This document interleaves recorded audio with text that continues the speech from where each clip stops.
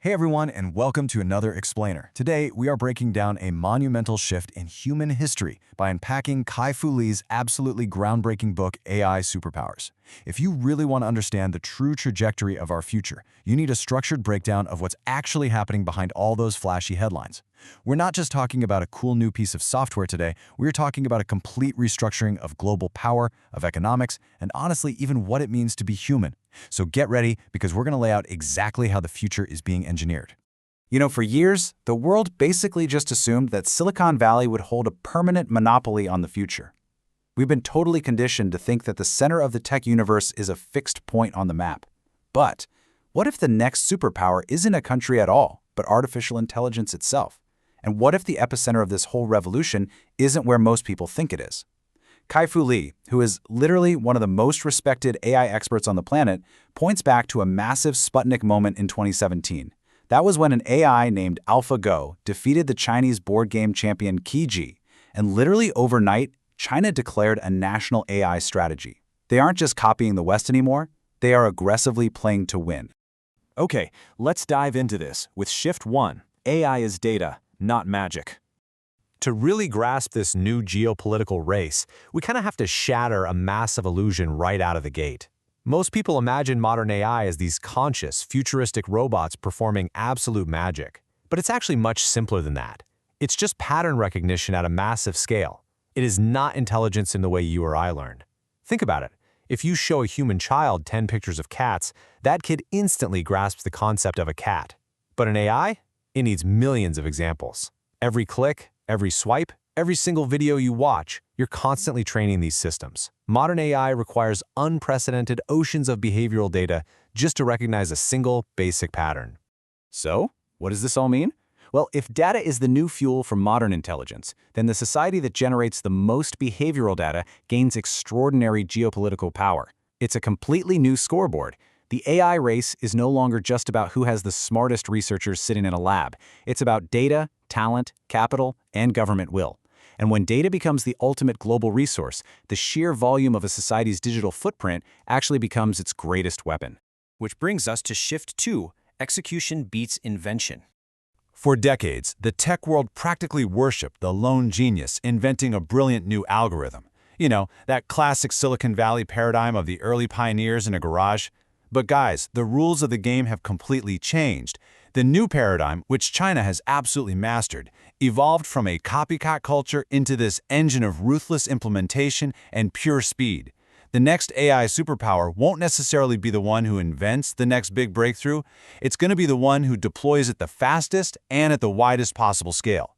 Think of it like a giant funnel. Invention is just the narrow top, but implementation, that's the massive, wide base where all the real value is actually captured.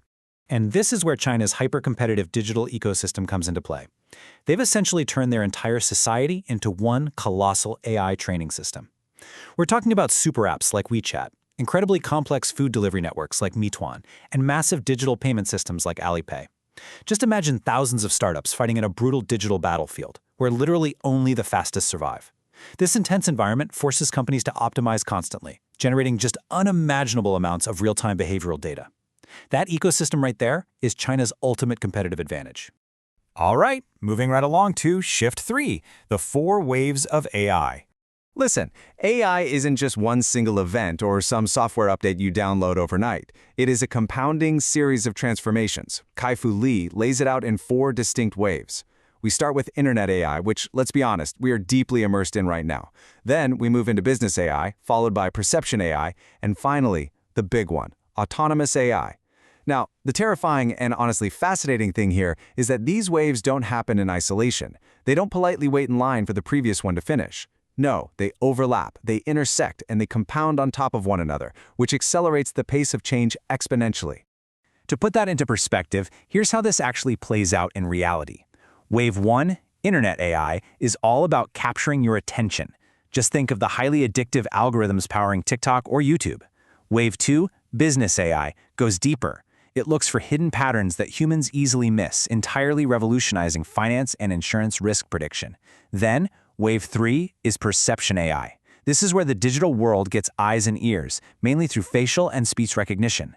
And finally, wave 4 is autonomous AI, where systems actually take physical action in the real world. Stuff like self-driving cars and autonomous robots.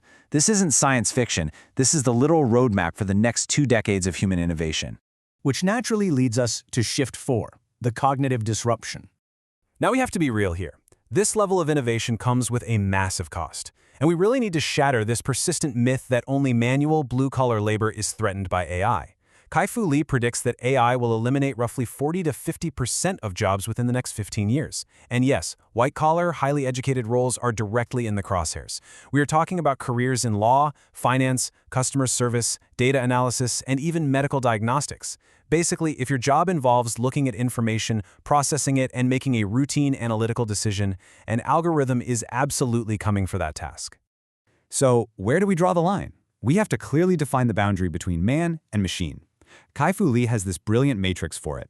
If a task is routine and analytical, I don't care how many years of college education it requires, artificial intelligence will become the dominant force. It will win. But if a task is highly creative, or if it requires deep compassion and empathy, human beings remain entirely irreplaceable.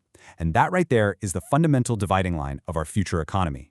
And the reason AI completely dominates that routine category is, honestly, brutally simple.